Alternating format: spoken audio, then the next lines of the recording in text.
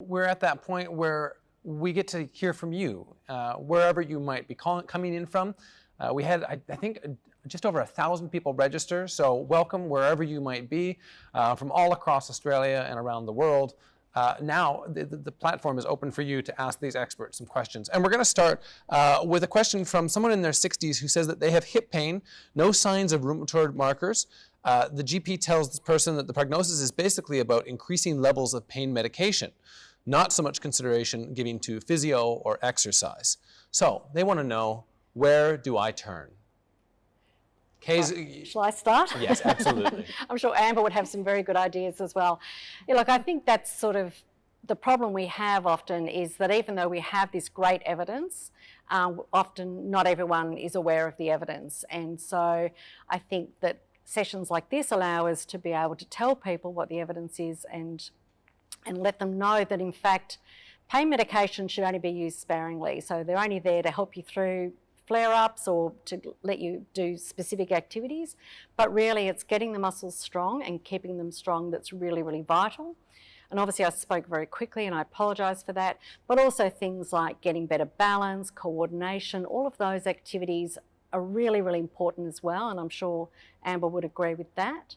And then building on some of Jill's stuff is actually training yourself to be functional again. So if your hip starts to hurt and you are having difficulty getting out of a chair, for example, you might start using your hands to get out of a chair, and then eventually you actually can't get out of the chair without using your hands. And then your muscles are just getting weaker and weaker and weaker. So it's about getting strong, but it's also about training yourself to do the activities that you used to be able to do, but you need to be able to do that really gradually.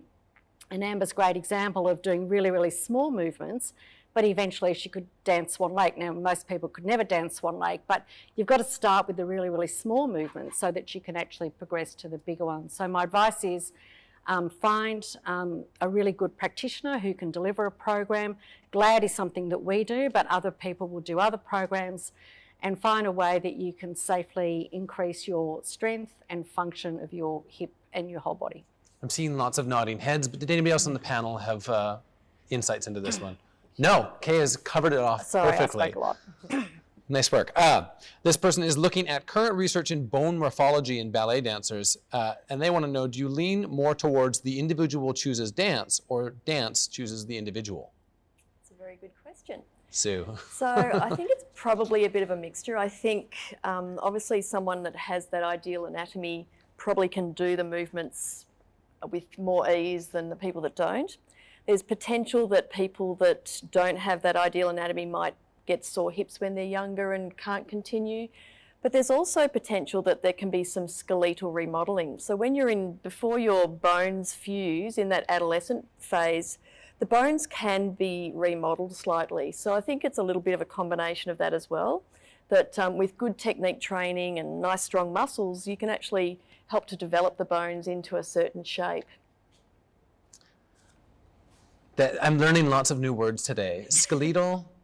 So when your skeleton starts to, it's developing and growing and the bones are growing, but then there's a point when you reach after puberty where it stops and there's no further growth. So that time before the bones fuse is a great time for this remodeling to occur. Skeletal remodeling, okay. And Amber, I'm going to jump over to you next. And the question is, what exercises did you particularly enjoy doing for your hip as part of your home rehabilitation? And also, which ones did you not like? They didn't ask that, but I do want to know. I think the ones that were really time-consuming with a lot of repetitions and not much action, I had to be quite patient with. So they were things like activating the TA and the pelvic floor exercises, and I had to do them a lot. It wasn't just like once and that was done. The more I repeated them over the day, because they weren't loading anything in a bad way, the more I did them, the better.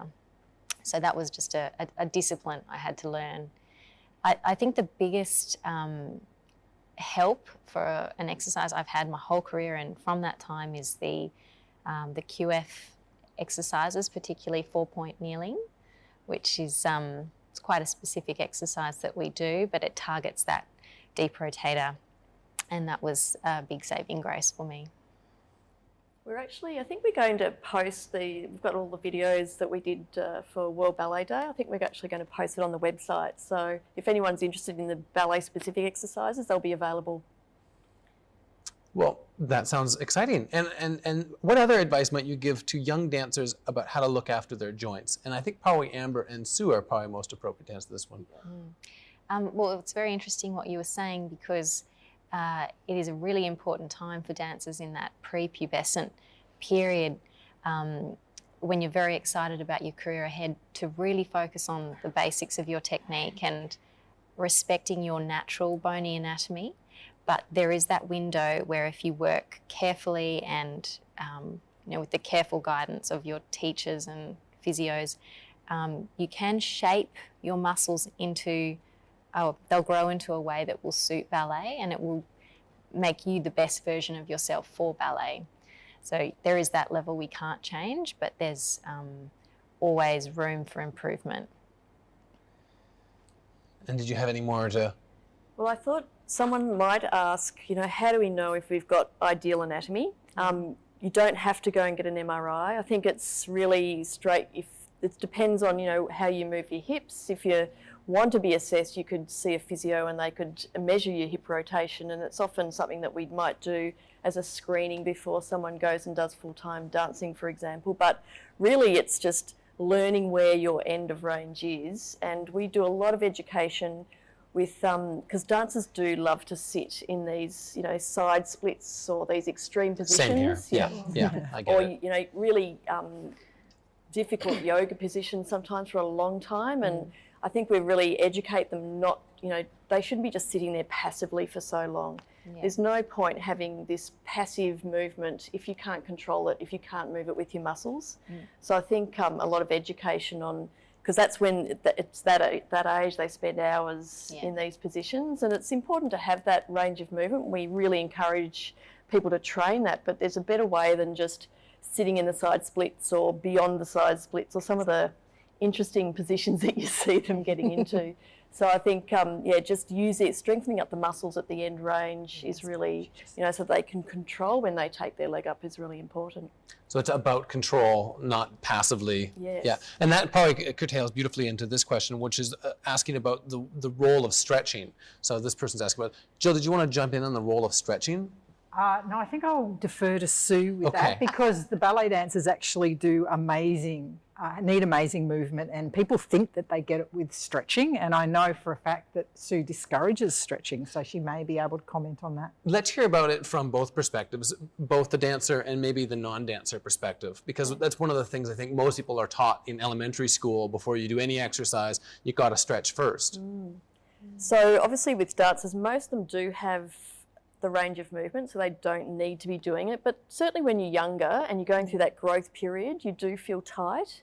And so what we found was with the calf muscles, all the dancers were stretching their calves all the time throughout class, and it was probably a sign of their calves were getting tight, that crampy feeling. And so when we measured their range of movement, they actually had pretty good range. So we really felt that it was more about them having poor muscle capacity. So the calves were getting tired, starting to fatigue, and then cramping up. So we did a intervention where we got the dancers to stop the calf stretching, but just to keep strengthening the calves. And now, I never see a dancer stretching their calves anymore. It's just something that they got out of the habit of, and we'll get them to do a bit of self-massage and free it up, but they've coped really well with not stretching the calves. They haven't lost their range of movement. But I think the hips are a harder thing to convince people out of. So we're not saying not to stretch, but we're saying perhaps don't do it in a really passive way and don't sit there for a long period of time, but also strengthen at the same time. So there's safer ways to stretch or to get that flexibility. And then it depends on the body type, because we've got the whole gamut, I think, in the company. It's not all dancers have got this super flexibility, but we do have ones that are very mobile as well, and they love to stretch even though they've got loads of movement. So what about for that 60-year-old who had the question earlier, potentially osteoarthritis, they're going to go do ballroom dancing, what is the advice around stretching there? Jill can't get out of this one. She does ballroom dancing. The evidence is pretty clear that stretching's not that helpful in terms of injury prevention. It's been done time and time again. Certainly the static stretching doesn't appear to be that helpful, where you sit in a lengthened position for any period of time, or stretched into a lengthened position. There's certainly a shift towards more dynamic stretching, that is going through ranges of motion to get towards the end range, but with control. But I'd have to iterate what Sue said is by far the most important thing, especially for the 60-year-old, is to get strong, and to strong at the end of range, because that's what is going to give you the protection for your joint, but also means that you often don't have to stretch. Your injury prevention comes from your strength and the stability around your joints. So how do you get strong? That's an interesting That's question. for the next panel. I think there's multiple levels of getting strong, but I think we chronically underload ourselves and we underload people who are older, and this thought that you can do a little bit of walking or a little bit of swimming might be sufficient is probably flawed, that we do need to be getting people to do it, to be doing exercises with bigger weights. I'm a big advocate for putting anybody of any age into a gym and actually getting some good weights. We've got wonderful weight equipment here. I think we dawdle about too much with very low loads, especially with people with injury, where the person is frightened of the load and the practitioner is frightened of loading. And I think we need to think about and find practitioners who are going to be happy to prescribe bigger loads. Kay, did you want to jump in there, or are you? No, I completely agree. I think that like everything, you want to start, from the loading point of view, you want to start with what people can do and then gradually build it. But I think that there's a lot of evidence now saying that getting strong, and it's not just strong, it's also the balance, but it's also the power. It's, getting people jumping and landing and doing those dynamic activities is really important for bone health. It's really important for muscle health, stopping you falling, all of those things, So I think we shouldn't be afraid of exercise is the important message. Well, and that gets to this next question, which is close to my heart, is how do you translate this information, this knowledge that you have, to people who are in recreational or social dance, to the teachers, to the schools? What's the mechanism for us to be translating this cutting edge research and knowledge? I think it's not just to people who are dancing recreational. I think it's to everybody. I mean, we all are going to have joint health issues as we get older. We all have joint health issues if we have a period of unloading. And I think there's an increasing effort to bridge the gap between research and knowledge from a STEM group such as this back to the general population. But I think the general population also has to be a little bit more engaged in learning about these techniques and this new research finding. But we do have to work much, much harder at getting a translation through to people. But people coming to this sort of experience shows that people, we had 1,000 registrants, shows that people are interested and do want to know. And now you have to, as an audience member, go out and find someone who can help you. Find the practitioner who's going to give you the same advice as we're giving you. If you tell 5 friends and they tell 5 friends. Like COVID. I think it's also making it fun though. So I think, it can be pretty boring if you're just going to the weight gym, doing the weights in the gym. And I'd have to put a plug in for the Australian Ballet, but we do run these adult ballet classes. And I think, and Jill does ballroom dancing as well, like dancing to music. And I mean, I think if you make something really fun and it's very social and you're in a group, I think it makes it a lot easier to exercise than doing it in isolation. Well, and you're just setting me up perfectly for these questions, because that's one of the questions for Amber is how have you been working out in isolation? What does that look like? What are you doing working from home? But sometimes it looks quite funny because we have our small toddler running around and swinging off our makeshift ballet bar. I've managed to turn our garage into a ballet studio, and our company at the beginning of the isolation gave all the dancers a square of flooring that would be good to put on our, whatever we had, carpet or floorboards or concrete. So we've all been doing a daily class at home that our ballet staff have been streaming to us, and doing it to the best of our ability. We've all been put in charge of doing things safely, and we have the knowledge as professionals to not do too many jumps or overdo things in a space that's not necessarily the safest. We have a lot of conditioning work that we've been given. Our programs, we just continue those at home, and everyone's got quite inventive with trying to replicate, you know, things like the reformers and the Cadillacs that we have access to at the Ballet Centre.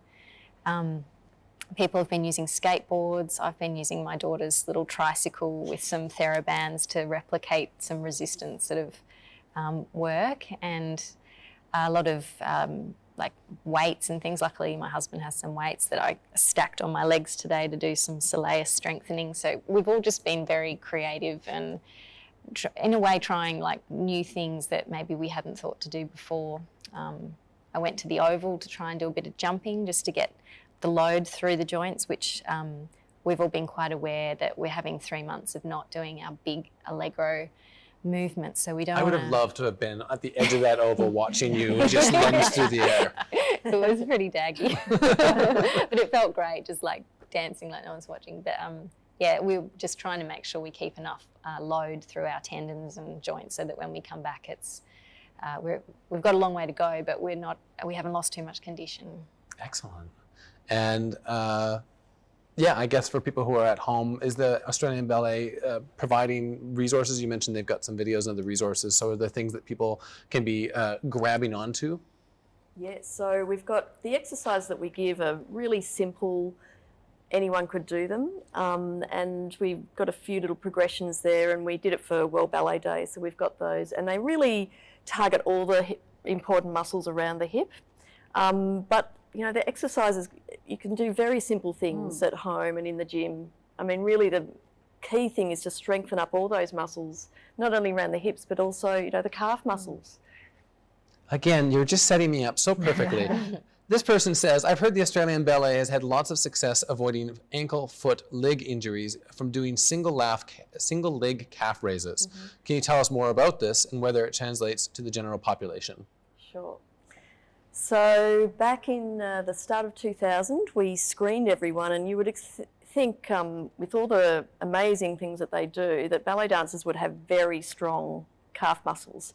So we're pretty shocked to find that we tested them, so how many rises on one leg they could do, and we're pretty amazed at how poor their calf capacity or their endurance was. So we also noticed that the people we counted, and the people that couldn't do 25 continuous rises in the previous 6 months had some form of ankle injury or pain.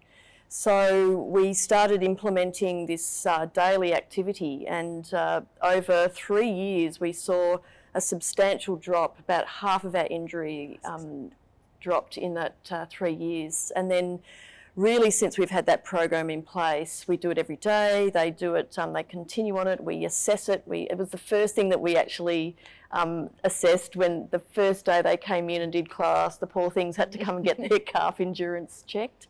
So it's something that they do all the time, and it really has had a very large impact, not only on the number of injuries, but it's very rare for us now to have to operate on an ankle. We've probably done 5 operations on ankles in the last 10 years, which is, you know, far, far less. It's about an 80% drop in our surgery rates from, you know, the previous 10 years. So it's really had an amazing impact. But importantly, the dancers actually felt that their performance was better. So they were the ones that came to us and said, we want to do more because this feels so fantastic. Our bodies feel stronger. We can jump higher. Was that your experience? Put you on the spot. I guess I should say yes. No, I did. Actually, I've got the kind of muscle that's quite soft. It hasn't got a lot of tone, and I think for me, I found that having that strength really, really helped me, especially for things like the last act of a big full length ballet when you've very fatigued and you need your muscles to cope with sort of almost more than they have to in a performance. Like you need to build that up in the day.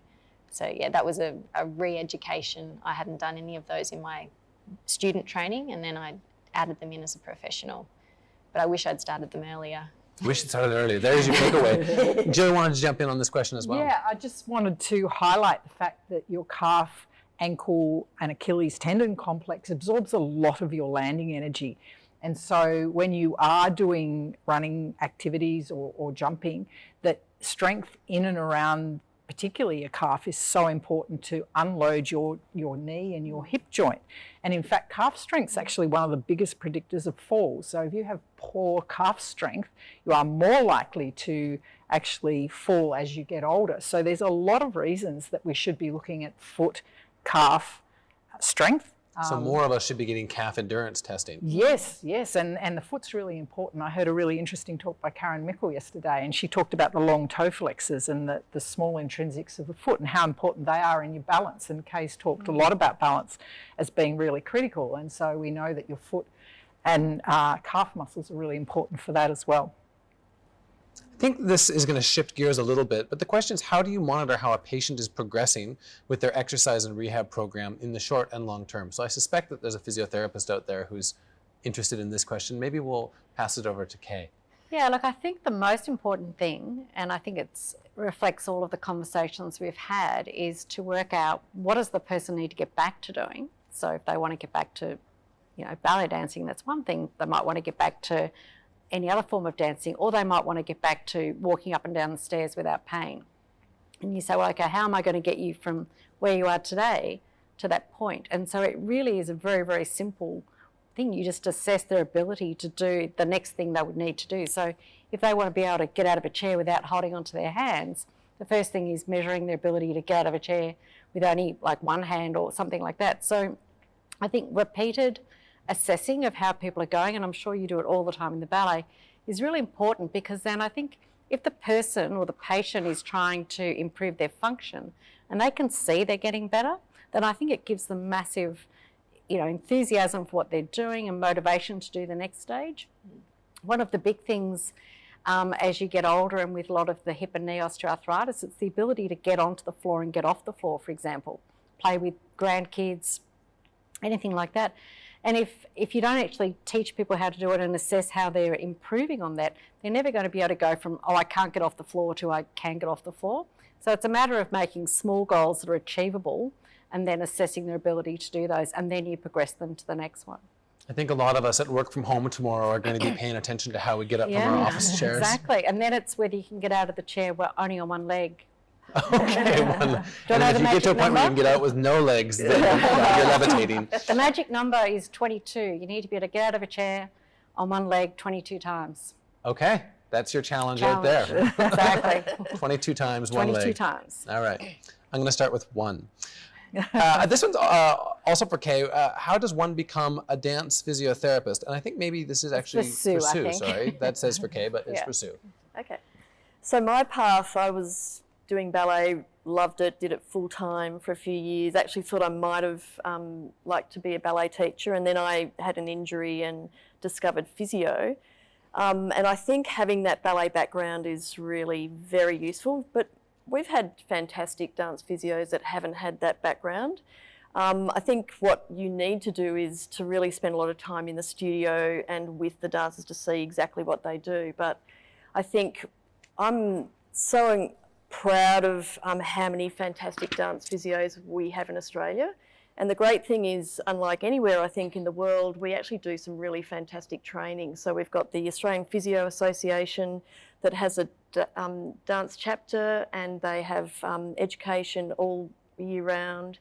And we also, through La Trobe, all the students come and get trained through us. Anyone that's interested in dance comes and does some their clinics, their 3rd or 4th year placements, and then we do masters training as well. So I think we've got we've really trained through our company and through this university so many fantastic dance physios. He's brilliant. And that is a really rare thing worldwide. And La Trobe certainly has a strong reputation for physiotherapy, so it's nice to have this connection and the partnership. Does the Australian Ballet, and maybe other people on the panel have ideas for this as well, have a general warm-up and stretching routine available for community ballet schools to implement for teen dancers to avoid injury and shift the focus from sustained passive stretching? Shall I take that? Yes. So I think the key thing is to warm the body up first. So, I mean, we've got every dancer's, by the time Amber gets to even halfway through the career, she'd already worked out what works best for her. Everyone has a different approach. So we have a lot of dancers that might ride bikes in to really warm up the body. There's some that come in and spend a good hour in the gym doing some strengthening exercises, but nothing too much that they fatigue the muscles out. So really, they'll work all the muscles around the body, especially those key ones such as the calf and the hip muscles and the back. And they'll, really warm up those muscles and make sure they're ready to fire once they get into class. So that's pre-class, and is it post-class? Is it the same? And then post-class, then they'll do the heavy resistance. So they'll get on the big gym machines like you see behind us, and they'll do some really heavy weights.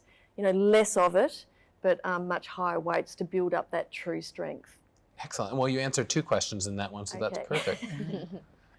There's a question that came in first before any of the questions, and I think we might, it'll be our second last question. This person says, I'm a 60-year-old woman with osteoporosis. I'd like to keep on exercising, but find when I perform high-impact exercises such as jump squats, jumping jacks, etc., I have knee and hip pain. What options do I have to gain the same benefit, such as increased heart rate and fitness? Also, in parentheses, this person indicates, I have incredible euphoria when I experience these types of high-impact exercises. So I'm guessing this is probably a Kay or a Jill. Well, I think it would be, they sound amazingly active, which is the first thing, and it's fantastic because jumping is so good for osteoporosis. One of the things that we know from bone health is it's really important to do very short sessions of jumping. So maybe they would need to, instead of doing 20 or 30, we know that the bone responds best to perhaps 5 or 10 repetitions. So fewer repetitions spread throughout the day might be really important. But the other thing would be to really look at the strength around the hip and the knee joint, because they're doing very high impact exercise. But if you don't have the strength, then that might be the reason for the pain. And a lot of people think that doing the exercises gets you the strength. And in fact, what we find so much with injury and with people who have pain is that it doesn't. You actually have to get the strength to do the exercise. So it would be worth thinking about the repetitions and how many times they were doing it, but also maybe get somebody to assess whether they have a good strength, because we know that if we have good strength around joints, that we can actually limit how much pain they have. So some advice to think about out there. Thank you for your question. We're going to end on one final question, and Amber, I'm going to have to ask you to keep it brief, but this was asking about whether pregnancy had a noticeable impact on the hip joint instability. That's interesting. Do you know what? It actually didn't. But I did have to do a lot of work coming back, and it was all the same work I'd done previously. I did feel, looser around the pelvic area for sure, and my sacroiliac joint. But all the same program that I've done my whole career helped me put that all back together. So very fortunate to have that rehab. Excellent. And it's a great way to bookend it. You started it, you ended it. Thank you so much to our panel, to the events team who've put all this together, especially to you, the audience. We've got people all the way from Belgium joining us. And so thank you for joining us tonight, taking time out of your day to learn a little bit about the Australian Ballet, about La Trobe University. I hope you learned as much as I did. To find out more about our cutting edge research happening at La Trobe and with our partners, the Australian Ballet, visit latrobe.edu.au/ballet. From me, La Trobe University, thank you and have a wonderful night.